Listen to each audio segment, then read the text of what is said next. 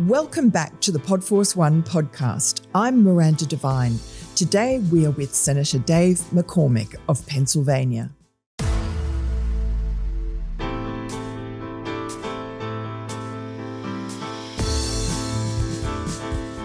Senator Dave McCormick, thanks so much for joining Podforce One. Thank you. Thanks for having me. I wanted to just congratulate you for being the first senator ever to go to Groundhog Day in your home state. This was something else. I mean, I've heard about this for years, and of course, the movie, Bill Murray, but brilliant. Sort of brought it into focus. But I'd never been. Yeah, and this was 4 degrees, something like that. 10,000 people. Screaming, been there since, the middle of the night. Many of them college kids. They drove from everywhere. Yeah. They were Texas, Florida. I met a couple kids that had driven in from California. And, they're all waiting for Punxsutawney Phil. And my mom had actually grown up in Punxsutawney. So I remember going back as a kid and, there was a couple really famous places that I remember going for lunch. And really? My dad had been a student teacher in Punxsutawney High School. That's how they met. So this is like full circle. It's in your blood. It's in my blood. And just the groundhog, I can't get it. I mean, having grown up in Australia, not really understanding. So its shadow has to fall, but how do you know that it can see its own shadow? Well, there's an inner circle of Punxsutawneyans. And one doesn't apply. One is tapped, and these have to be native. And they manage this whole thing. And the president apparently can speak to the groundhog. This is the tradition. It's been around 140 years. And so Punxsutawney Phil comes out. If he sees his shadow, it's 6 more weeks of winter. Right. And apparently he then conveys that. So through ESP. But there's a real Punxsutawney Phil. My dad called me and said, no. I said I was interviewed on Fox. I said, well, the Punxsutawney Phil is 140 years old. It's a 140-year tradition. And my dad called me and said, it's not the same groundhog, don't you? My dad's 87 and he follows all this very closely. That's so cute. Yeah. And so you have now had a year as a senator, and I just wondered if you had any sort of interesting insights into the difference between the Senate and, say, Wall Street, where you spent a lot of your career. Yeah. Well, first of all, I really, what I'm about to say, I feel a real privilege to be able to have the opportunity to do this. I ran twice. I lost the first time in 2022 by 900 votes. Of 1.5 million cast. It was a primary. I won the second time by 15,000 votes of 7 million cast. So this was very, very close. So but the reason I'm so honored to do it is to be the senator from Pennsylvania at any time is a consequential thing. I'm the 54th elected senator from Pennsylvania. I'm the 9th senator in Pennsylvania's history. In America's history from West Point. So I really feel like that in and of itself is, incredibly. And you knocked off a 3-time Democrat incumbent from Democrat royalty. A real dynasty. Bob Casey, A real dynasty. But the reason I'm particularly honored to do it is the moment we're in. And my vote really matters. If you go and over the last year, every time there's been a tiebreaker where J.D. Vance, whether it was the Working Families Tax Cut Act or some of the nominations, every time we wouldn't have had that vote had I not won this seat. And President Trump won. There were 7 swing states. President Trump won all 7. Yeah, amazing. But we only won 1 for the Senate, and that was Pennsylvania. And so the timing is such that it's really an important moment, and I feel like I'm able to contribute to the future direction of the country. I mean, it's a real swing state, and so it's a difficult kind of juggling game, I would imagine. And you have managed to forge this friendship with your Democrat counterpart, Senator John Fetterman, which I suppose reflects the nature of Pennsylvania being kind of not one thing really or the other. It does. Think about it this way. 14 million people, almost 7 million voters, half of them didn't vote for me.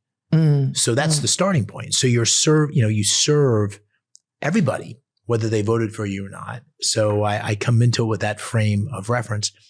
But I also ran on a very clear agenda, very aligned with President Trump, securing the border, energy dominance, creating opportunity for working families. So I'm in the unique position that I voted for the most part every single time with the Trump agenda. I've introduced more bipartisan legislation than just about any other senator, whether it's nuclear power or fentanyl or anti-Semitism. And with senators of variety, Chris Coons or Ruben Gallego, a number of senators, John Fetterman. And then I forged this incredible relationship with Fetterman, which is a byproduct of our state, but it's also a byproduct of, I think him and me, to be honest with you, because he's a very decent person. And he campaigned against me, but when we first sat down after I'd won, he said, listen, let's look at the things we can agree on the things we disagree on. Let's just disagree agreeably, and let's focus on the things. And we've done that. And so we forged a relationship which is very trusting. I trust him, he trusts me, and it gives us a lot of opportunity to work together. He's one of the last of those kind of decent old school Democrats. I can't see very many of them now left in Congress. I mean, among your Senate colleagues, I guess the Senate's a little less crazy than the House, but still, I mean, how do you, I'm sure that the country looks at your relationship and wishes that everyone could be like that. I think the Democratic Party has moved very far to the left. There's no doubt about that. But I think, Fetterman's interesting for a couple reasons. I think he actually starts with the question of what do I think is the right answer. He really does, to his credit. And I think this near-death experience, I think really influenced him. And we've talked about it a number of times. I think he has lost the appetite for the political gamesmanship, the theater, the nasty attacks. And he just wants to get things done. And that's my mindset as well. I want to get things done for Pennsylvania. I want to be uncompromising on the things I believe in, but I also want to look for opportunities to just get things done. I think that's the business person orientation. So I feel like I've got I drew a good hand in having him as my partner. Is it frustrating for you, though, in the Senate, trying to get things done because Washington is just so hidebound and the way the Senate works is so difficult? Things like getting spending under control.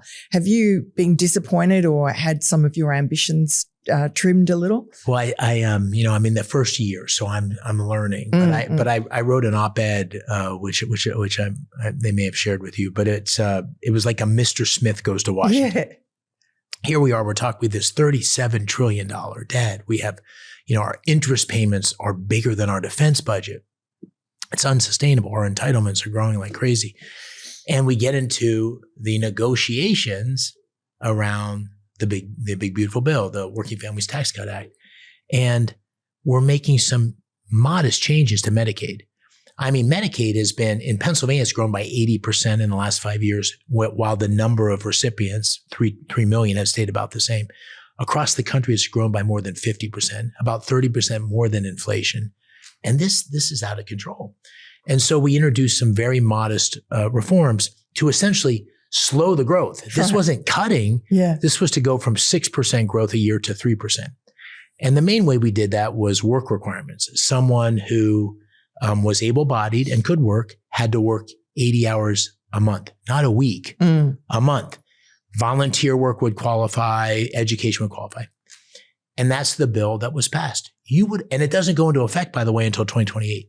You would have thought we were taking babies out of incubators and putting them on the street. The amount of misleading information, the outright lies, the difficulty of doing the most modest thing was a wake-up call. It almost makes you think you should actually go for maximalist because the outrage can't be any bigger. The outrage can't be any bigger. It's absolutely right. And so my disappointment is, and the notion of the piece, this was mostly directed at the Democrats, because if you're not going to embrace the most modest reforms, these programs I made the point that my pop-up, my granddad from Pennsylvania, was Indiana County. He was a county commissioner. He was a FDR New Deal Democrat. Right. And I mean, I want to help people who are vulnerable. I'm not trying to take away benefits for people who really need them. But those benefits are going to go away because we're going to be insolvent and unable to support them. So that was the point. But I was also directing it to sort of everybody in elected office. And the last line of it, which I really believe, when I was a CEO, if I'd have gone into my board meeting and said, listen, we're headed towards bankruptcy. I've got no plan to slow the growth of spending or any new strategic direction, I would have been fired on the spot. And I end the article by saying, listen, maybe for our public officials, that same principle should apply. If we're not going to really go after these difficult problems, why are we here? Absolutely. I mean, I guess one of your ideas to set term limits, I think you limited yourself to 2 terms, would be part of that. I mean, that's kind of a firing process where you're not sitting there for life, no matter how well you perform or how well you do for the American people, you still have that job. Yeah. Well, we're in the 250th year. Our founders would have not recognized our Congress. They had this vision of people who were successful, doctors, lawyers, harness makers, would serve their country in some form or another. But this was not a career. This was a way to give back. Right. And we now have a system which creates incumbents who are like Bob Casey, my opponent, who had been in public life his entire life, an elected official, had been in the Senate for 18 years. He was going for his 4th term. And we have that all over the place. And so my view was, you should be on a contract. You should be limited to 2 terms. 2 terms is a long time. It's 12 years. I proposed legislation that had 6 terms in the House, 12 years there too. And that's a long time. And if you can't make a real contribution in those 12 years, then you're probably not the right person. How popular was that? This was not popular. 2 things. One person came up to me and said, well, you're just starting to get seniority. That's when you can really start to have the impact, is in the 3rd term or the 4th term. And I said, what a broken system we have. If that kind of thinking is remember our founders, most of them, Benjamin Franklin was the exception, most of them were in their mid-20s. Yes. And they formed this incredible country. 12 years is a long time. And so I'm not sure my legislation is going to pass. I don't have a lot of support for it. But it was something I promised. And I've said, regardless of whether this becomes law, I will limit myself to 2 terms for sure, even if I decided to run for a 2nd term. Another very unpopular piece of legislation that I know you have co-sponsored is the SAVE Act to try and insert voter integrity at the ballot box. Tell us what it entails and why are the Democrats so illogical in their opposition? I think for the wrong reasons, and I'll describe what I mean by that. But listen, you're talking to a guy in Pennsylvania. Mm-hmm. You probably can't win the presidency without winning Pennsylvania. It's 19 electoral votes, so it's ground zero. Yeah. There's been all sorts of questions about election integrity. Even in my own 2nd race, I mean, there was a county commissioner on tape, on video in Bucks County saying it doesn't matter what the law says. We're going to count those ballots. So I feel this very personally. And remember, I lost by 900 and won by 15,000. So every vote counts. Every vote clearly counts. But it's the most basic principle, which is what our founders imagined, which is you have to be an American citizen to vote. Basic. That's what the SAVE Act requires. And right now, there's a constitutional question between the federal versus states, who's responsible for overseeing elections. The states oversee elections, but in many states, you can get a driver's license without being an American citizen, and then you can vote with a driver's license. Yes. So this isn't a loophole. This is a huge gap scheme in our electoral system. And I think it's connected to why the Democrats would talk about closing borders, but were wide open under the Biden administration, and somewhere between 10 and 15 million illegal immigrants came into the country. So the SAVE Act is essentially requiring proof of citizenship when you register to vote, and then you have to, and so it ensures that only legal and photo ID when show up at the ballot box. Which the most basic, you can't buy beer without photo ID. You can't get on an airplane without photo ID. You can't cash a check. You can't get food stamps. This is basic. Yeah, it's got a close cousin, which is also very important, which is the census. Yeah. So the census, under Joe Biden, they changed to be able to allow illegal immigrants to count in the census. this is also hugely consequential because the census determines how congressional seats are allocated. So if there's 3 million more people in New York who are illegal that are counted in the census, that means New York gets another congressional seat. That's, of course, so important when you think about how close the margins are in the House. It also affects the electoral votes. So there's another piece of legislation that Bill Hagerty's introduced to ensure that the census should only include legal citizens. The most basic thing. Why don't the Democrats want to support it? I think it's because it gives them such electoral advantage not to support it, which is cynical, but I think it's true. Cheating. It's true. It's absolutely pure and true. simple cheating. And I think there's some in my party that haven't totally come around to this yet. And one of the things I'm trying to do is, and I'll do that later this week on a floor speech, is make the case of why this is so crucial to, this is not a partisan issue. This is crucial to the integrity of our elections. And whether you think there's a little bit of cheating or a lot of cheating really doesn't matter because there's a huge loss of confidence. Yes. And so we need to fix the problem and we need to reinstill confidence in our electoral system. That's the essence of democracy. And so, it seems that it won't get through the Senate. The House has already passed a similar act. So why is it that the Senate is so constricted and that there are so many Republicans, or that there are enough Republicans who just refuse to nix the filibuster, which is what Donald Trump's been asking for? The only explanation I hear from them is that, if we do it, then the Democrats will, but the Democrats are going to do it anyway. They've as much as promised it so they can pack the Supreme Court, bring in 2 new states, et cetera. Well, I campaigned against getting rid of the filibuster as a candidate because it was just so clear. If the Democrats kept the majority, they explicitly said 2 new states, 4 new senators, stack the Supreme Court, as you said. I mean, this would have been catastrophic. Catastrophic. And had they done so, see if those 4 Senate seats, we'd probably never get the majority back again. I think it was, who were they? It was Kirsten Gillibrand and another Democrat that stood in the way. Just Manchin and Sinema. Manchin and Sinema, yeah. That's right. Manchin and Sinema stood in the way. If it wasn't for them, that would have happened. Absolutely. So so as a candidate coming into this saying, geez, I can't support that. Now I'm here. And, honestly, I'm very torn on it because I just lived through this government shutdown, 43 days. And what is the logic for that? It was pure political theater. And with the SAVE Act, the first thing we got to do on the SAVE Act is to get all the Republicans on board because right now we don't have all the Republicans. So the question will be, and I think why is that? I don't know. We're going to have a debate about that, I think, as early as this week in our weekly lunch, but we've got about 30 plus Democrats that have, Republicans rather, that have co-sponsored the SAVE Act. So I think we got to take stock of where we are as Republicans. But then I think we need to bring this to a vote and force the Democrats to say why they're against voter ID.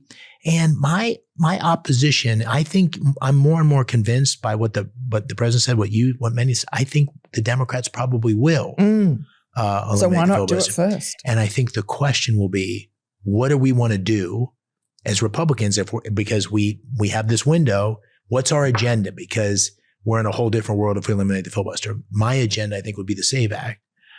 The second thing I think would be permitting reform.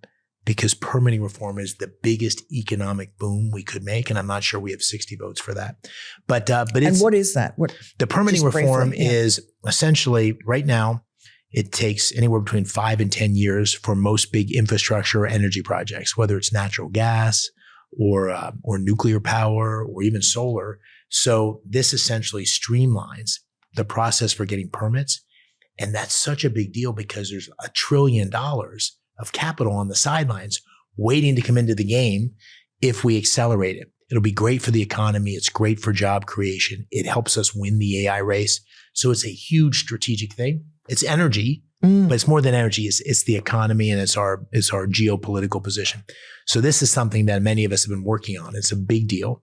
So I think the SAVE Act, permitting reform, those 2 things are big things. And I'm and they're worth losing the filibuster for. I don't know. I think there's a big debate even within the Republican caucus whether people will support. You'd have to have all Republicans on board to do this. So it wouldn't make sense you can't do it without the majority.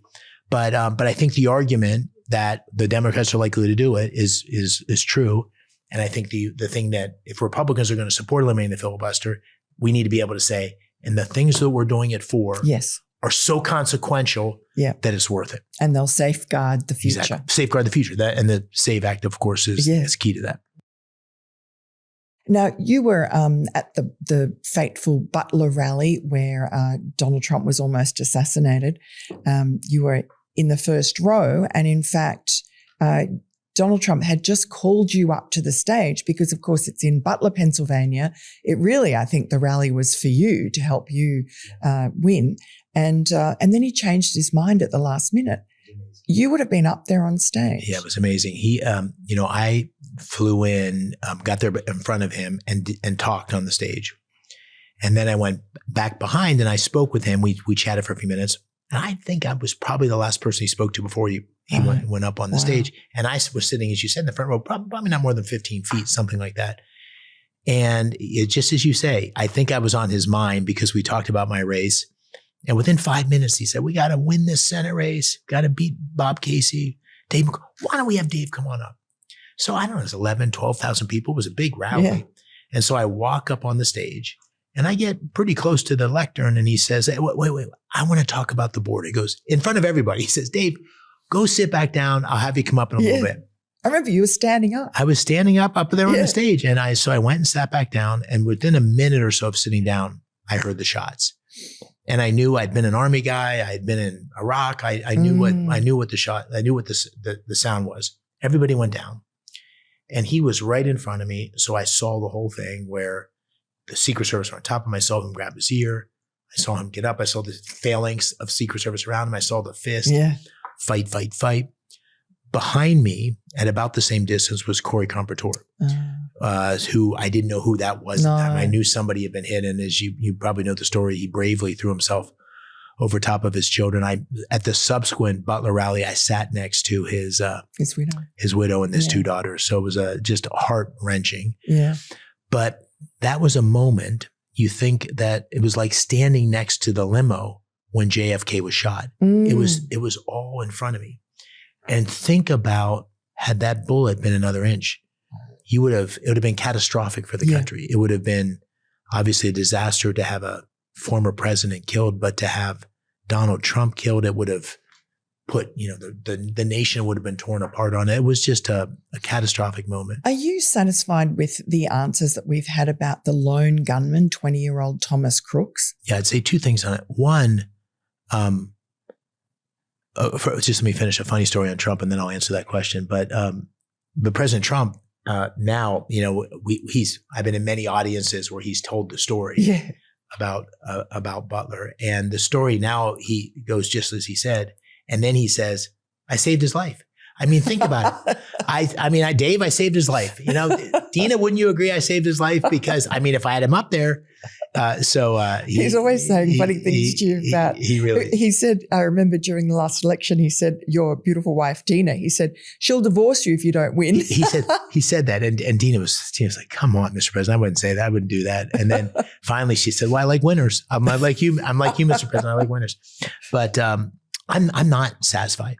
Yeah. And I'm not satisfied about what happened, because when you go to the place and you see how close it was, the idea that a lone gunman, I'm typically not one who's prone to conspiracy theories, but the fact that a lone gunman could get up there at that distance, it was less than 150 yards, so prominent. You now see all the people with the cell phones taking pictures.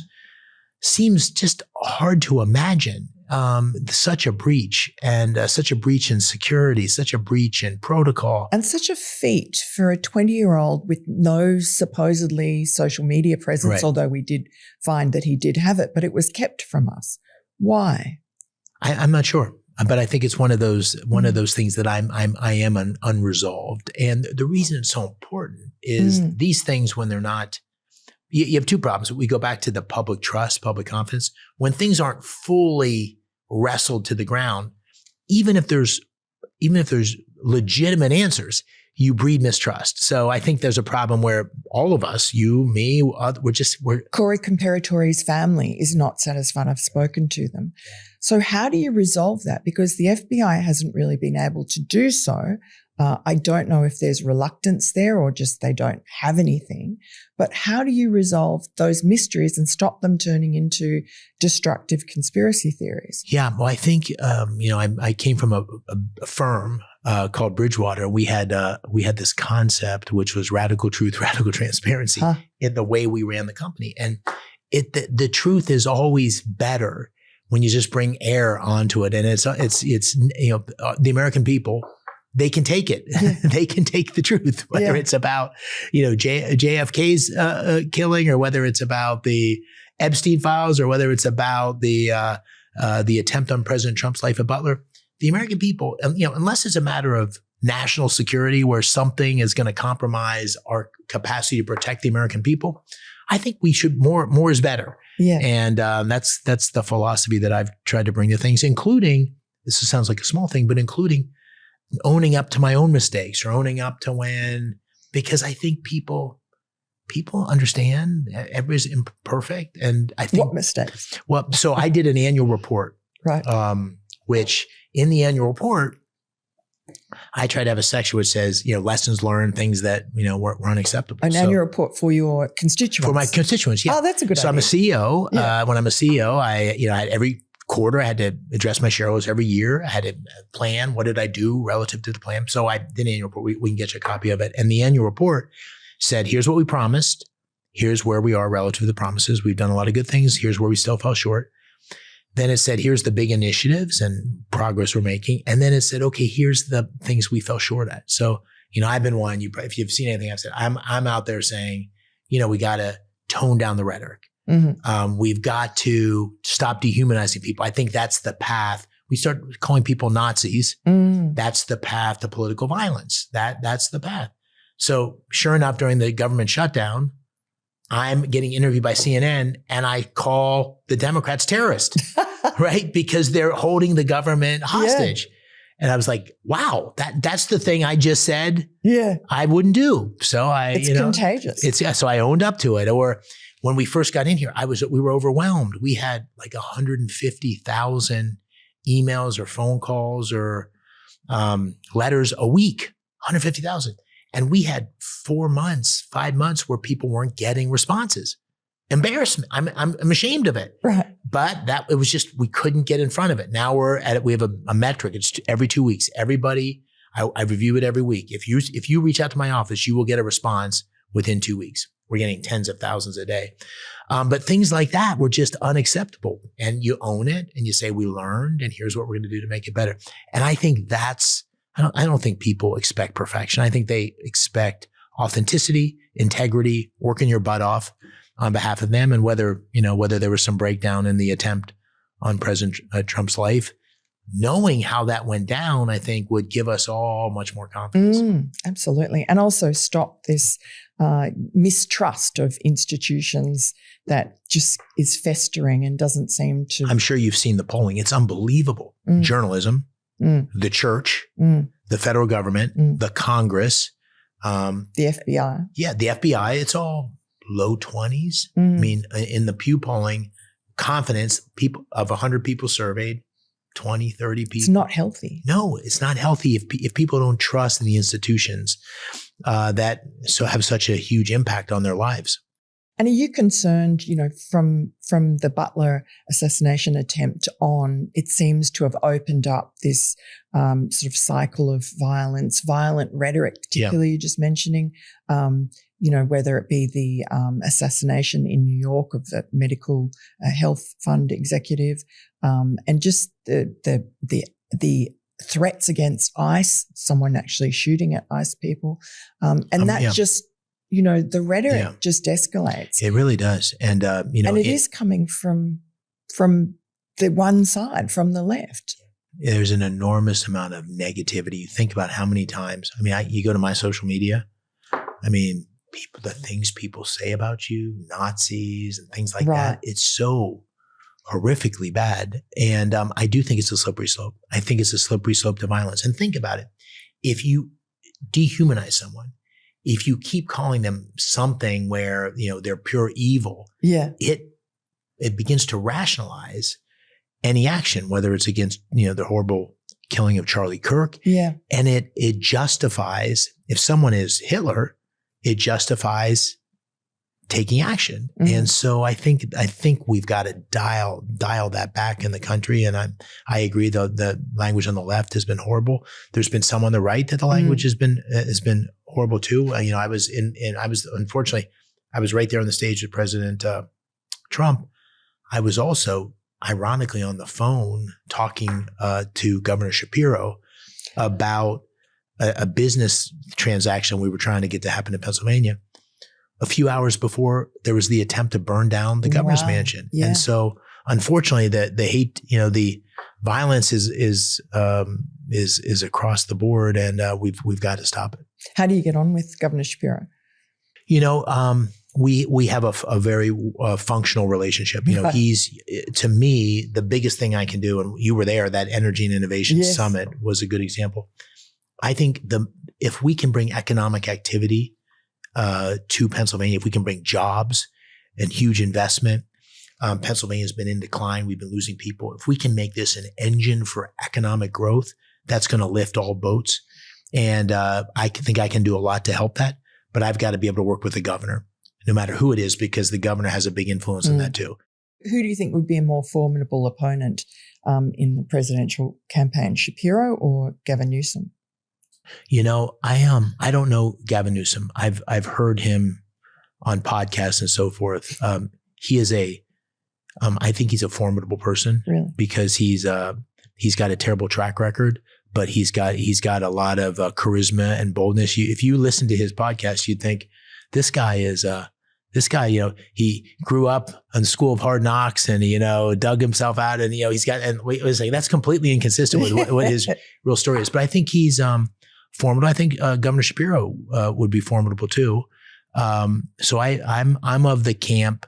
You always assume your opponent is going to have a lot to offer. I think the bigger question, probably applies to both of them, is the radical extreme fringe of the Democratic Party that we see appearing in ascendancy going to drive who their nominees are in 2028. And which makes them unelectable. Unelectable. I mean, what's happening in New York, I don't know if you might have seen it, but it got a lot of attention at the time. But when Mayor Mamdani was elected, I did a video, and I talked about all the great things about Pennsylvania. And I said, don't believe those socialist ideas. Come to Pennsylvania. We're creating jobs, and we have, all these good things. And then I said, and we also have winning football teams. And and all my friends in New York who were Jets fans came after me hard. But I think we're experimenting in America in some of these big cities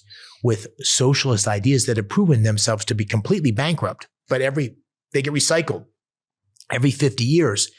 And if that anti-Semitic hatred, driven the intifada side of the Democratic Party is in ascendance, then they're going to pick somebody who is representing that, and that's going to be someone who can't lead America. Well, I mean, it comes back to voter integrity because, again, you've got these captive populations in these blue cities and these blue states that once the Democrats have got control, look at Minnesota and Tim Walz, the fraud there. It's obviously feeding. Absolutely. It's a flywheel. Yeah. It's a flywheel because the money is self-reinforcing of the ideology, which then pays protesters. I mean, during the campaign, I went to Penn's campus. I was the first one publicly to say, you got to fire Liz McGill at University of Pennsylvania because you got this horrible protest on campus. The Jewish kids are being attacked, and you go through those camps that they had on campus. Those they had those tent cities. More than half the people in those tent cities weren't kids. They weren't students. Right. These were people that were brought in. They were paid protesters, and they were just trying to create mayhem. And like in Minnesota, absolutely, exactly, same people. And the leadership of University of Pennsylvania and the leadership of Philadelphia at the time, Larry Krasner being the worst of the bunch, were unwilling to prosecute blatant violations of the law on Penn's campus, and the university president was unwilling to enforce the university's regulations.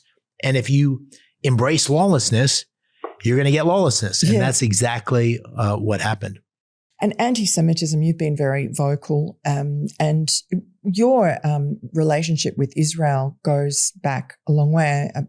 After October 7 massacre in Israel, you and Dina, your wife, flew there, didn't you? Tell me why. Well, I had been to Israel a number of times over the years. I think I went for the first time right after I got out of the Army, which was in 1991.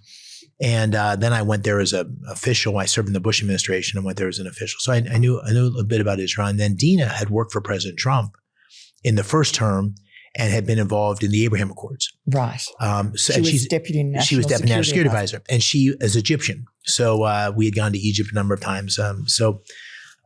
When that happened, we live in Squirrel Hill in Pittsburgh. We live right around the block from the Tree of Life. Right. Where it was this horrible massacre, which was now, I guess, 8 years ago. It was just horrific. So we live in that community that lives with that every day. And when that tragedy happened, we felt a need to go and show allegiance, show support for Israel as it was going through this tragedy. It affected families in our neighborhood in Squirrel Hill because they had cousins and so forth that were killed or captured during October 7th. And when you go and bear witness, you see firsthand what happened, the nature of the evil that could kill 1,200 Israelis and Americans the way that they did. I mean, it was absolute butchery. People beheaded, homes set on fire, families set on fire. I mean, it was just absolutely horrific. We talked to families of hostages. We talked to people that had survived. We talked to the military that had been there and seen it that day. And then we watched the video, which you probably have seen, but there's a 40-minute video that the IDF has put together. Once you see that pure evil, it gives you the clarity that you need to demonstrate the strength required to eradicate that evil in the form of Hamas, in the form of Hezbollah, and in the form of showing strength against Iran, which is the financier of all that terrorist activity, has been for the last 30, 40 years. The underwriter of terror has been Iran. So seeing it firsthand gives you the conviction. Now, October 7th, we really two surprise attacks on that day. The one that we saw in Israel. The other was the anti-Semitism that lurks beneath the surface in America. And I'm not— The next day. I'm not Jewish. So I of course know that there's anti-Semitism, but I never would have imagined the depth, particularly on our college campuses. And I mean, it's interesting that it's crept into, we all think of anti-Semitism as being on the left, but it's now crept into elements of MAGA, of the right. And I mean, you're on on a number of Senate committees, banking, energy, but also the Foreign Relations Committee, and you lead a subcommittee on the Middle East. How do you manage the sort of discussion and controversy, really, and polarization within the Republican Party about Israel? It's coming up now with Iran, but also there's some sort of creeping anti-Semitism that seems to be behind it. Yeah. Well, I think, the president, I think, has been a good role model on this, in the sense that I think people misunderstood what he was talking about when he was talking about America first. And there was some view that it was isolation. He was an isolationist. I think he's demonstrated that he's for promoting America's strength and interest around the world. And he does that through economic policies. He does it through energy dominance. And he's doing that through using our military in a very effective way. But he doesn't want wars. He doesn't want another Iraq. Doesn't want wars, but is willing to use the military very selectively to promote America's interests. It's a very calibrated approach he's using. And prudent. I think that's the best word for it. And he's done that, I think, beautifully in the Middle East. I think that will be the place that goes down in history as where he's had the most consequential, I suspect. So what's going to happen with Iran, though? I think if we were sitting here a year from now, I think there will have been a regime change in Iran. Do you think there was a missed opportunity for regime change back when the students first came out before they were massacred and when President Trump kind of implied that America would be there? I don't think so. I think it's like a tightening noose. And what the Iran has shown is how bankrupt it is. How bankrupt it is economically. 80% of the people live in poverty. How bankrupt it is morally, killing and repressing, suppressing its own citizens. How bankrupt it is militarily. I mean, the Israelis went in and devastated its air defense capability. America came in and took out and dramatically delayed its nuclear capability. So I think you have an 86-year-old Ayatollah who's grasping to try to hold on. And I think we're tightening the noose. The president's created multiple options by moving military capability into the region. So I'm not sure how it will happen, but I think that we're continuing to apply pressure. That doesn't mean we're going to send in the 82nd Airborne, which I served in and put boots on the ground. Yeah. But it does mean that I think we're in a position to give a lot of pressure. And I would not underestimate how the power of the president of the United States saying, we are with you. And I was reading something recently, and you remember this name, Natan Sharansky, who was a Soviet dissident. Yeah. And he was in the Gulag when Ronald Reagan said, Russia or the Soviet Union is an evil empire. Right. And we stand with those political prisoners and we stand for freedom. President Obama didn't do that. When the students were protesting and Iran was killing its own people, Obama stayed silent. Trump did not stay silent. He spoke loud and clear. He's putting additional pressure. So I think that pressure will come to bear. I think that the size of the protest is beyond what's ever happened in the past. And I think it's a matter of and what does regime change look like? I mean, are we going to have the same sort of collapse that we saw in Iraq or in Syria?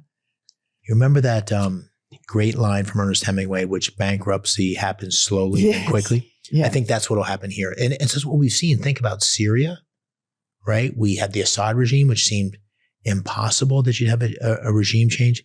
We've seen in Libya. We've seen regime changes before, and they can happen in a very chaotic way where the society disintegrates, or they can happen in a more measured way, which is, I think, why the president and his team are handling Venezuela the way they are. I think we ideally want this to happen in a more orderly way, and a more orderly way, which ultimately you're not going to have elections the day after.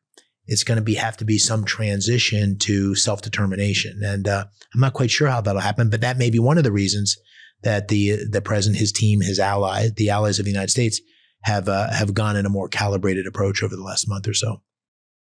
Do you have any insight into Russia-Ukraine? It seems to be not much sort of movement on the peace talk front.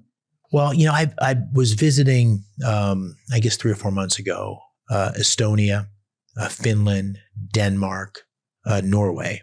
And those countries are all deeply involved. I met with the commanding general of U.S. Army forces there. I did not go to Ukraine. But I think there's a couple things. The president laid out a framework. That framework is still, I think, the right framework, which is to say there needs to be a cessation to the killing, to the fighting. That's probably going to be along some line of demarcation where the troops currently are. This is going to be in North Korea, South Korea, North Vietnam, South Vietnam. We're not going to move a lot of land back and forth, probably. Second was that there needs to be a security agreement. And the security agreement is the Europeans standing up and saying, we will ensure Ukraine's future sovereignty post the deal, post the end of the fighting. It's not going to be the United States leading the way. And the United States probably will support it in some way with intel or munitions. But that is Europe's responsibility to do that. We can help, but that's Europe's responsibility. The third piece of it is some economic bargain that ultimately ensures that America's economic interests are aligned. So if we have American companies on the ground in Ukraine, if we have an economic interest, that's going to be a further deterrent to Russia. In Russia as well, I think the president talking about economic investment there. Exactly. As well. So that framework makes sense to me. I think the biggest question is Russia and Putin. And I'm of the mind, and some disagree with this in our party. I'm of the mind that it's clear that Putin was the aggressor in this particular situation, and so the question is he going to is he going to acknowledge and move into some framework along the lines? Doesn't look like it at the moment. But it won't until it does. Right. Okay. That's the nature of these things. There's no sign of agreement until there's actually agreement. There's not like you're going to get public about 80% of it. So I've got a lot of faith in the president on this one. I think if anybody can get a deal, he will. So a year from now, where do you see it? Well, I'm hoping that we will have a framework that we're implementing along those guidelines. And the question is Russia's tolerance, both sides, but Russia's tolerance for pain in particular. And the history would show that Russia has a huge tolerance for pain and casualties. But even Russia and even Putin had their limits in terms of that. When we were visiting there, two interesting things came out of it. We were told that Russians who lose someone, Russian families that lose a soldier on the front, get $100,000. Wow.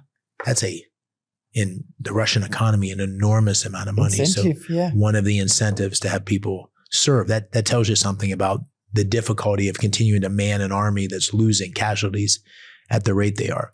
The second lesson for America, whatever happens in Ukraine, is that the nature of warfare is changing dramatically. Drones. Right. Drones. Autonomous drones, swarms of drones, robots on the battlefield. What's happening there is it's a merger of traditional warfare. They're firing 155 rounds that are 50 years old that are made in Scranton, Pennsylvania, where I right near where I went to high school. Right. Where Zelensky visited at the same time with, these swarms of drones that are driven by AI manufactured data that's showing them the right swarm patterns to be able to have the most efficacy on the battlefield. It's frightening. The nature of war is changing. Yeah. And the question, I think, for us, because in the overall scheme of things, Ukraine's important, but geopolitically, it's not going to be the place that America's going to be most challenged. The battle for leadership with China is the place. And the question is, are we learning enough about the new nature of war? And are we adopting quickly enough? And that's one of the reasons I was so glad that the president's budget and what we did in the reconciliation and also in the working families tax cut was plus up defense in a dramatic way, because we not only need more of what we have, but we need to reinvent the way we go to war. I want to get on to China and AI, but just briefly, going back to this polarization, which you could almost see, shaping up in the Republican primary for the 2028 election, the sort of Vance, Rubio metric.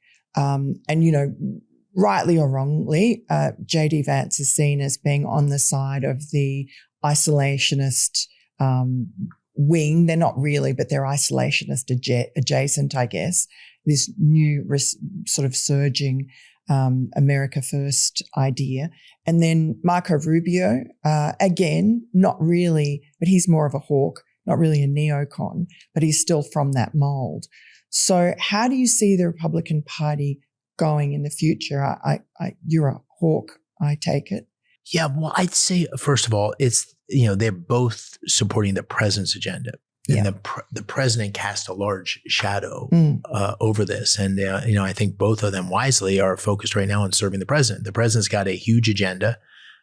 It's the most consequential agenda in my lifetime for any politician. The first year, if you just go through an objective way, the accomplishments, the scope, the scale, it's remarkable. But he's only got 4 years. That's right. He's only got 4 years, but they serve at his pleasure. So in other words, I think they wisely, I don't, if there's no deviation in the way JD's speaking or Mark, nor should there be. And I think first and foremost, they're serving the president. And I think, so I wouldn't want to speculate where either one of them are on anything. They're serving the president. And, I think right now we got to go through these midterms. We got to ideally and hopefully keep the majority in the House and the Senate so we can keep the momentum on this agenda. And I'm 2028 will be here sooner than we know. And, I wouldn't even, even the hawk versus isolationist. I think there's much more nuance now into what people are. I have a, back to mistakes you made. I was in Pittsburgh when 9/11 happened. And I was a former Army guy. I'd been in Iraq. What happened on 9/11 infuriated me. And I wrote an op-ed and this was after the reports of 9/11, after reports of finding the chemical weapons and nuclear weapons, weapons of mass destruction in Iraq. Yeah. The speculation, the intel that there was. And I read an op-ed for the Los Angeles Times. And the title of that says, "Let's roll against Saddam Hussein." I mean, we got to go there. We got to kick down the doors. We got to go get those guys. I mean, we all felt like that. Right? But I mean, I was so... Colin Powell went to the UN and showed everyone. I was so certain. Yes. We got to go. I was so certain. This was the, red-blooded, boiling blood. Yeah. And I have that framed and I keep it now because that led to what I think was 20 years of, disaster. Disaster for, the military that was served there over 2 decades, the loss of life, the remnants still. I just saw the report earlier this week from the VA. We still lose 17.5 veterans every day to veteran suicide. The trillions of dollars of treasure. So the reason I say that is, I mean, I think I've got strong views in America promoting American interest abroad, but that was catastrophic. And so I think those of us that want to have a strong, robust American presence in the world have been chastened and humbled a bit by what happened there. And I certainly have a much greater appreciation for being careful and calibrating how and when we use American military force. And I think probably President Trump has been greatly influenced by that as well. So that's only to say that there's a lot more nuance today than I think there maybe was in the past, and I think appropriately so. Now, China, do you think it's our greatest threat? I do.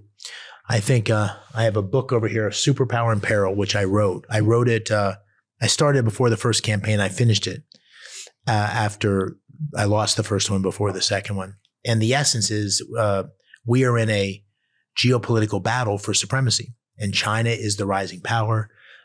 We have, even when the book was written, the scope and scale and pace of AI is not as clear then as it is now. It's remarkable. That's going to be the long pole in the tent of geopolitical power and strength. Are we certain of winning that race? We're not certain to win it. But the best way I can say it is whether we win or lose depends much more on what we do than they do. In other words, China has innate strengths. It has a top-down control, which gives it certain advantages. It is enormous willingness to subsidize and enormous size and so forth. But the American system and our capacity to innovate, as we're seeing right now, is unmatched in the world. So if you were a betting person and you could put money on their system or our system, I would put money on their system, on our system rather, every time. But it depends on what we do.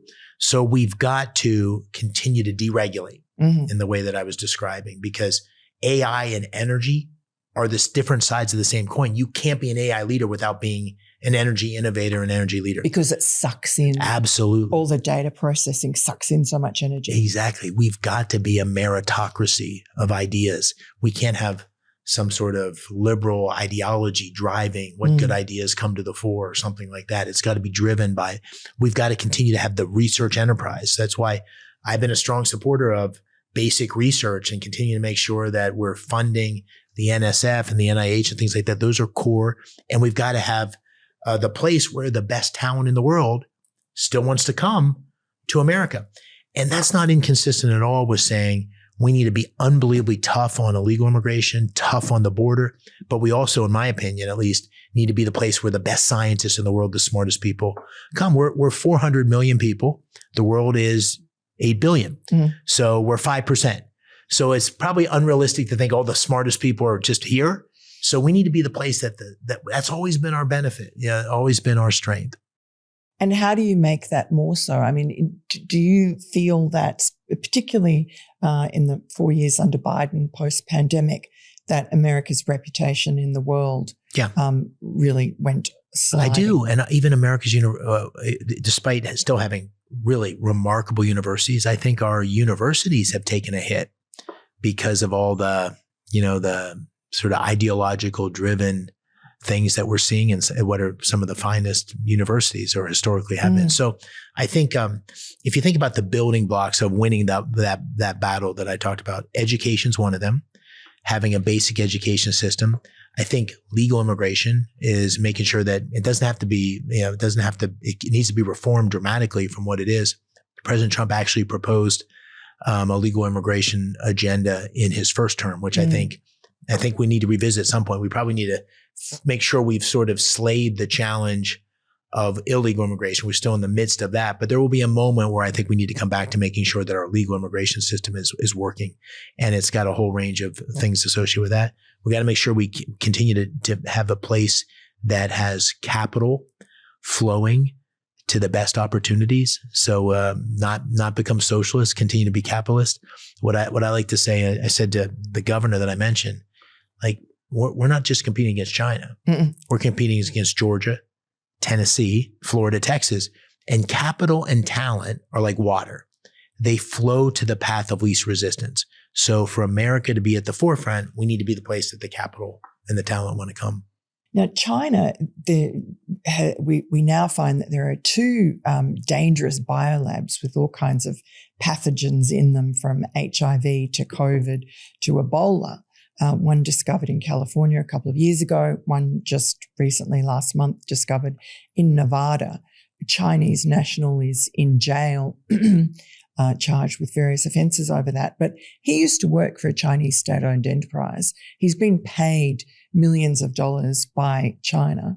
That seems to me to be an incursion. Insidious, absolutely. Yeah. So why is there not more, I would have thought the ambassador would be recalled, or there'd be some kind of diplomatic retaliation. Why not?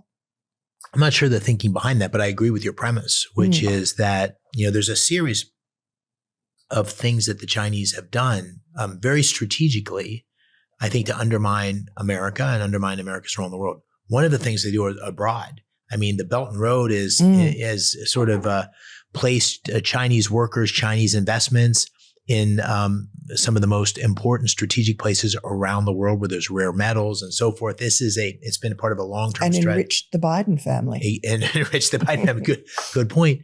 But there's also been a lot of evidence of different cases where you've had Chinese scientists come here and then ultimately be part of some sort of intelligence operation to extract intel or to, who knows, sleeper cells. I mean, this is a real risk. So there needs to be an enormous amount of scrutiny, I think, on all these sensitive areas, but particularly if China is our primary adversary, which I believe it is, absolutely we need to be very tough-minded. Do you feel that's happening? I mean, with everything else that the administration has to keep its eye on, do you think that there is sufficient guarding off of Chinese encroachment? It's a good question. I think it's a good question to ask. I'm not sure. I'm not certain, but it's a good question to ask, particularly around the most cutting edge semiconductors, the most cutting edge biological genetics, things like that. I think you're right. I think that's where there's probably some sort of latent risk that we may not be handling enough. Now, let's talk about your personal, who you are. Yeah. Dave McCormick, born and raised in Pennsylvania, a Pennsylvania boy. You are the son of two academics, college professors, college president. How did you end up being conservative? As I said, my pop was that county commissioner, and my dad was a teacher. My mom and dad were both teachers to start. And they jumped around a bit. So I was born in Western Pennsylvania, but they moved, and my dad got a job at an incredibly early age. It was a teacher's college that then became a state college and then a university called Bloomsburg. And at the age of 34, he became the college president. So we went to this campus, and it was incredible. And beautiful town. Beautiful little town. Yeah. And this is a really special place in the sense that 70-80% of the kids at the time were first generation college goers. Oh, wow. So their folks were, miners or worked in the mill. My town had a carpet mill, which had about 2,000 workers at the time. It's got about 200 now. But these were first generation. I remember going to the commencement, and I was a commencement speaker years ago. And you look out at this audience, and the parents would be tearing, just crying, because this was their dream, that their kid could go to college, and this was a place that allowed them. So these were kids from the coal region. These are kids that were the kids of miners or construction workers. This was their shot. And we used to walk through campus 3 or 4 times a week. We'd go to the student dining room and we'd eat with the kids. Oh. And so I grew up, when me and my dad would go, he'd raise hell if he saw that the flower bed wasn't clean or the garbage. I mean, he was just tough-minded. Yeah. The kid, he needed to take care of the kids. And that was the family I grew up in. Very exacting. My father's a very exacting man, very difficult. And I wasn't a great student. So that was a huge source. I got to West Point as a wrestler and a football player, not as a, but I grew up sort of agnostic to politics. Yeah. We'd see politicians come and go because of the college, but I wasn't hardcore. When I left the Army, I was a registered Democrat, but I was not particularly political. Just because everyone else was. Yeah. Yeah. And when I left, the Army was going to send me to grad school. I went to graduate school at Princeton. And there were 3 conservatives on the faculty. 2 of them were my doctoral advisors, Aaron Friedberg, who's a very well-known China hawk, and John DiUlio, who was kind of a faith, wrote a lot about faith. And those 2 guys became my friends, and they encouraged me to do a PhD. And I really started to wrestle. Yeah. But I was still a Democrat. So I didn't change party affiliation. And then I moved to Pittsburgh and took a job. And the first year I was there, I got a little bit involved in politics, and I could not stand dealing with the Democratic Party. It was old school. It was not meritocratic. And there was this not young, he was a retired business guy. He was a telecom guy who ran for county executive. And this was in the mid 90s. And I changed my party affiliation and helped him. And he won. Right. He won in a Democratic county, Allegheny County, which is 60-40. Yeah. He won. And he just brought common sense. And from that point forward, I was a Republican, and I helped campaign for President Bush, and then, have been active in Republican politics and active conservative, wrote, a couple conservative books. It was always presented as Democrats are, more empathetic and want to help people, and Republicans, are sort of not want to help people and are much more for big business. And when I started to actually engage on the ideas, the best way to bring people out of poverty in the world is to give them opportunity through school choice. The best way to help them have economic prosperity is to make sure that they get most of their money back. The best way to create opportunity for people in poverty is to have capitalism, which lifts all boats. So the ideas that were most appealing to me were the ones that were conservative ones. And wrestling, we can't not talk about wrestling. What is it about wrestling that's special and that you learned? I wrestled at West Point, and I was the captain. You got a scholarship. Well, West Point's free. I was recruited to wrestle. I probably wouldn't have gone into West Point without wrestling. Right. So what is it about wrestling that makes wrestling it is the greatest? I've talked about a lot about it on my campaign. There's no place to hide. You walk on the mat, and the spotlight's on you, and it's literally a battle of will. It's not a battle just of physical strength. It's a battle of mental strength. And, there's nothing like exhaustion and fatigue. And fatigue, is the old line, makes cowards of us all. You have to find an inner strength to prevail. And it's literally who can prevail over another person. And there's nowhere to go. And that builds a toughness, a resilience. I mean, it's frankly great training for politics, because when you're out there, it's just you. You have to be able to kind of carry the day. Pennsylvania has been always a great wrestling state, gritty. Those folks that made things with their hands, had kids that made things with their hands and were strong. And is that why Penn State's the champion? I think that's why Penn State. And, it's had a great tradition. Mm. But then I guess 10 years ago now, they hired this coach, Cale Sanderson, maybe more, maybe 15 years ago, who was an Olympic gold medalist, was a national champ, 4-time national champ, undefeated in college. He's just a remarkable wrestler. And so he not only was a great coach, but he was a great recruiter, because people wanted to work with him. And there's been this tradition of Olympians, gold medalists that have come from Penn State. And so he's created the greatest